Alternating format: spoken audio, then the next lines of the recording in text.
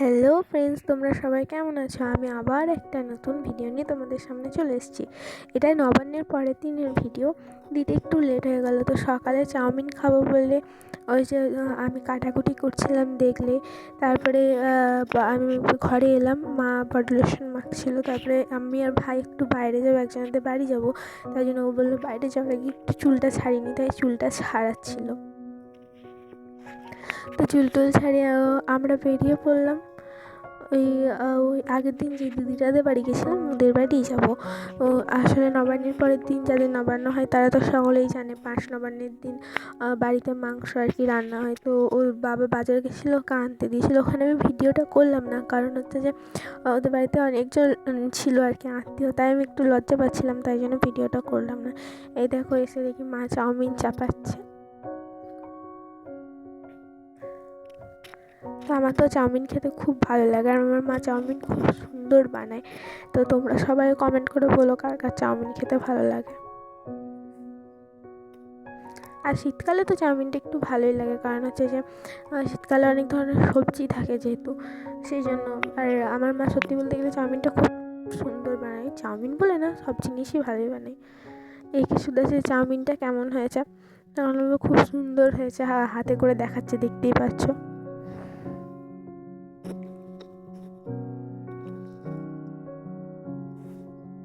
এরপর আমি টেস্ট করছি। আর এখানে ছবিটা ঘুরে গেছে, কারণ আমি ক্যামেরাটা একটু কায়দা করে, মানে অনেকে যারা ভিডিও করে পেছন দিকে ক্যামেরাটা নেয় না, আমি ওইভাবে ক্যামেরাটা ধরেছিলাম। তারপরে এটা দেখো, সন্ধ্যাবেলায় অনুষ্ঠান হচ্ছিলো, তখন গেছিলাম। তো এখানে গানগুলো দিচ্ছি না, কারণ কপিরাইট চলে আসবে, ওই জন্য গানগুলো দিচ্ছি না। তাহলে গানগুলো দিলে তো শুনতে ভালো লাগতো না।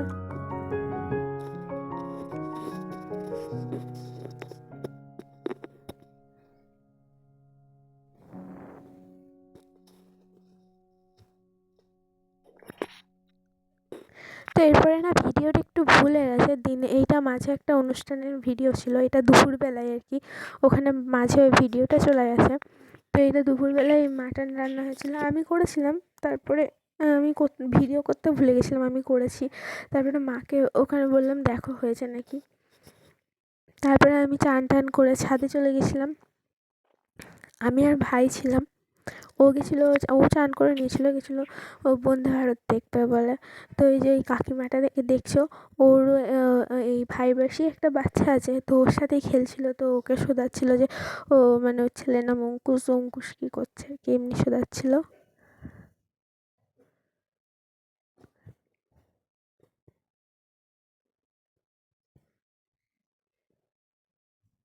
তারপরে ও ভাই ঘুরছিল আর বলছিল এখনও সেদিন ট্রেনটা আসতে লেট করেছিল, অনেকটাই লেট করেছিল, প্রায় 1:20-15 এসেছিলো। তো ওই জন্য ও বলছিল এখন আসছে না কেন, আসছে না কেন। আমি বলছি দাঁড়া আসবে। বেসিক্যালি 1:05-10 অমনিই আসে, 1-2 দিন তাড়াতাড়িও চলে আসে। তো বাচ্চা ছেলে জানোই তো, ট্রেন দেখতে ভালোবাসে। বাচ্চা ছেলে কেন, আমরা বড়রাও ভালোবাসে। আমিও তো ট্রেন দেখলে হাঁ করে ট্রেন দেখি গেলে পরে।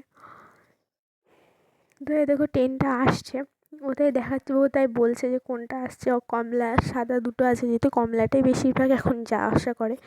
তো কমলাটাই এসছিলো সেদিনকে।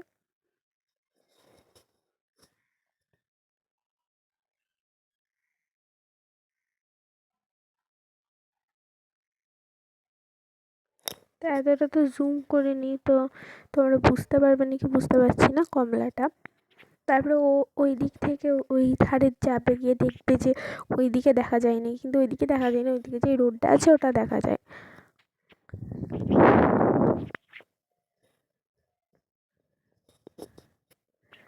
তারপরে দেখো, ও আবার একটা বন্দে ভারতের ছবি এঁকেছে, 8টা কামরা হয়, ও 5টা করে দিয়েছে। ওটা আমি ওকে বলছিলাম, কিন্তু ভালো এঁকেছে, লেখাটাও খুব সুন্দর ওর।